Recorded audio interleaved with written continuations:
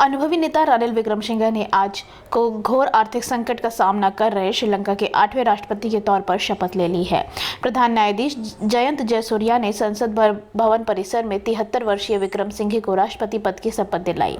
उनके सामने देश को आर्थिक संकट से बाहर निकाले तथा महीनों से चल रहे व्यापक प्रदर्शनों के बाद कानून एवं व्यवस्था बहाल करने की चुनौती है। गोटबाया राजपक्षे के देश छोड़कर चले जाने और राष्ट्रपति पद से इस्तीफा देने के बाद विक्रमसिंघे को कार्यवाहक राष्ट्रपति बनाया गया था। वे संविधान के अनुसार संसद द्वारा निर्वाचित श्रीलंका के पहले राष्ट्रपति हैं। मई 1993 में तत्कालीन राष्ट्रपति आर प्रेमदास के निधन के बाद दिवंगत डीबी विजयतुंगा को निर्विरोध चुना गया था। 6 बार प्रधानमंत्री रह चुके विक्रमसिंघे को बुधवार को देश का नया राष्ट्रपति निर्वाचित किया गया था। प्रवर्तन निदेशालय ने कांग्रेस की अंतरिम अध्यक्ष सोनिया गांधी से पूछताछ करने को लेकर भारतीय जनता पार्टी के द्वारा किए जा रहे विरोध प्रदर्शन की तैयारी पर निशाना साधा है। भाजपा ने कांग्रेस को गुजरात के तत्कालीन मुख्यमंत्री नरेंद्र मोदी से पहले की गई पूछताछ की याद दिलाई। खबरें हैं कि सोनिया से पूछताछ के खिलाफ कांग्रेस के व्यापक विरोध प्रदर्शन करने का फैसला किया है। प्रेस कॉन्फ्रेंस के दौरान पूर्व केंद्रीय मंत्री रविशंकर प्रसाद ने कहा, पीएम मोदी जब गुजरात के मुख्यमंत्री थे तो उन्हें कई मामलों में पूछताछ का सामना करना पड़ा था, लेकिन क्या हमने विरोध किया? एक तरफ बीजेपी है जो एजेंसियों का सम्मान करती है, दूसरी तरफ जांच एजेंसियों का मनोबल तोड़ने वाली कांग्रेस है। प्रसाद ने आगे भी कहा कि नरेंद्र मोदी जब गुजरात के मुख्यमंत्री थे तब उनके खिलाफ कई मामले शुरू हुए थे। मोदी जी बतौर मुख्यमंत्री जांच एजेंसियों के सामने पेश हुए और 12 घंटे तक उनके सवालों का जवाब दिया। क्या तब दिल्ली में कोई विरोध हुआ था? प्रवर्तन निदेशालय द्वारा कांग्रेस अध्यक्ष सोनिया गांधी से पूछताछ किए जाने से पहले पार्टी ने गुरुवार को आरोप लगाया कि दिल्ली पुलिस मीडिया को यहां पार्टी मुख्यालय आने नहीं दे रही है। साथ ही पार्टी ने कहा कि इस प्रकार की ज्यादती नरेंद्र मोदी सरकार की मानसिकता को प्रदर्शित करती है। विपक्षी दल पार्टी प्रमुख से पूछताछ के विरोध में देश भर में प्रदर्शन करने वाले हैं और उनसे पार्टी के शीर्ष नेतृत्व के खिलाफ एजेंसी की कार्रवाई को राजनीतिक प्रतिशोध करार दिया। कांग्रेस महासचिव जयराम रमेश ने ट्वीट किया कि आज सुबह से दिल्ली पुलिस यकीनन केंद्रीय गृह मंत्री के आदेश से मीडिया को कांग्रेस पार्टी के मुख्यालय में प्रवेश करने नहीं दे रही है।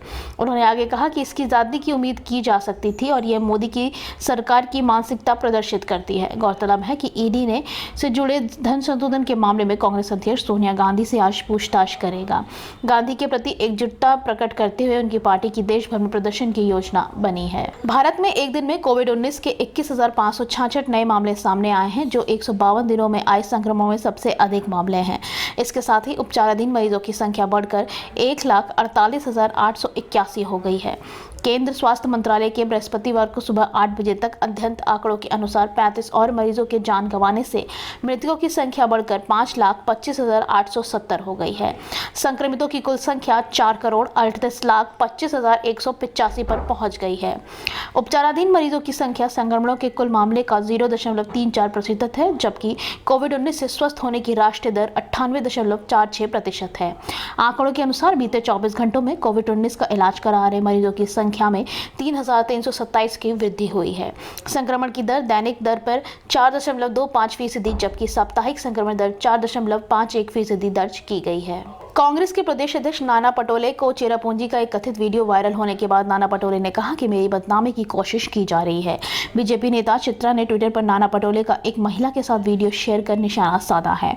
चित्रा वाघ ने प्रेस कॉन्फ्रेंस कर कहा कि वीडियो को देखकर उन्हें आश्चर्य हुआ। उधर चित्रा वाघ द्वारा ट्विटर पर वीडियो शेयर कर नाना पटोले के सवाल से पूछे जाने के बाद नाना पटोले ने कहा कि कानूनी मार्ग से इसका जवाब दिया जाएगा। अपने वायरल वीडियो को लेकर आज नागपुर में पत्रकारों से बातचीत करते समय नाना पटोले ने कहा कि महाराष्ट्र की राजनीति बहुत ही गंदी हो गई है। उन्होंने कहा कि मेरी व्यक्तिगत बदनामी करने के लिए यह वीडियो अपलोड किया गया है। राज्य में जब भी ओबीसी नेता अपना स्थान बनाता है तो उसके बदनामी कष्ट षड्यंत्र रचा जाता है। सामाजिक क्षेत्र में इस तरह के षड्यंत्र किए जाते हैं और जब से मैं यहाँ आया हूँ और मेरे साथ ऐसी चीजों के लिए हमेशा तैयार रहा हूँ। समाजवादी पार्टी के राष्ट्रीय महासचिव व पूर्व सांसद रामशंकर राजभर ने ओम प्रकाश राजभर पर निशाना साधा। उन्होंने कहा कि ओम प्रकाश राजभर अब पलटू राम राजभर हो गए हैं। सीएम योगी का बखान कर रहे हैं, लेकिन याद करिए अभी चुनाव के समय सीएम योगी ने उन्हें ब्लैकमेलर कहा था।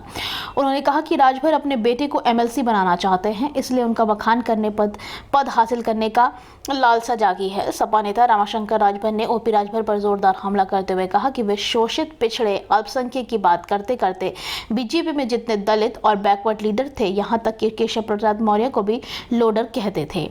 अब ये लोडर या लीडर है, ये आपको बताना पड़ेगा। इनका इतिहास रहा है कि जिस थाली में खाते हैं उसी में छेद करते हैं।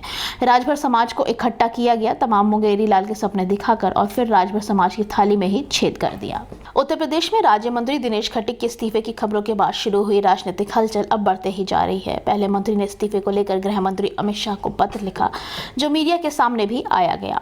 उसके बाद उन्होंने बुधवार शाम को बीजेपी अध्यक्ष जेपी नड्डा से भी मुलाकात की। वहीं माना जा रहा है कि आज शाम को वह सीएम योगी आदित्यनाथ से भी मुलाकात कर सकते हैं। योगी सरकार में दिनेश खटीक अपने इस्तीफे की खबरों के बाद से ही लगातार चर्चे में बने हुए हैं। बताया जा रहा है कि वे आज शाम को योगी आदित्यनाथ से मुलाकात करेंगे। इससे पहले बुधवार को बीजेपी राष्ट्रीय अध्यक्ष जेपी नड्डा से भी मुलाकात की थी। बताया जा रहा है कि इस दौरान मंत्री के साथ पश्चिम यूपी के सह संगठन मंत्री करवीर सिंह भी मौजूद थे। बीजेपी अध्यक्ष से उनकी मुलाकात जेपी नड्डा से उनके आवास पर हुई थी। चीन भारत से लगी वास्तविक नियंत्रण रेखा पर अपनी हरकतों से बाज नहीं आ रहा है। चीन भारत से लगी एलएसी के पास एक नया हाईवे बनाने की योजना बना रहा है। ये हाईवे भारतीय सीमा के पास तो होता हुआ जाएगा और जिंगजैंग और तिब्बत को जोड़ेगा। चीन इस हाईवे का निर्माण कर अपनी सामरिक स्थिति को मजबूत और अपनी ताकत में इजाफा करने के उद्देश्य से इस राजमार्ग का निर्माण करने की योजना बना रहा है। इससे पहले गलवान घाटी में चीन के गांव की सैटेलाइट तस्वीर सामने आई थी। हांगकांग से प्रकाशित होने वाली साउथ चाइना मार्किंग पोस्ट की खबर के अनुसार तिब्बत की लोस काउंटी की शीजियांग क्षेत्र के काशगर स्थित माजा तक जाने वाला यह राजमार्ग नए राष्ट्रीय कार्यक्रम में प्रस्तावित 345 निर्माण योजनाओं में शामिल है।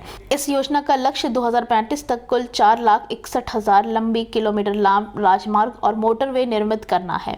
दरअसल चीन बुनियादी ढांचे में निवेश के जरिए अपनी अर्थव्यवस्था की नई जान फूंकना चाहता है।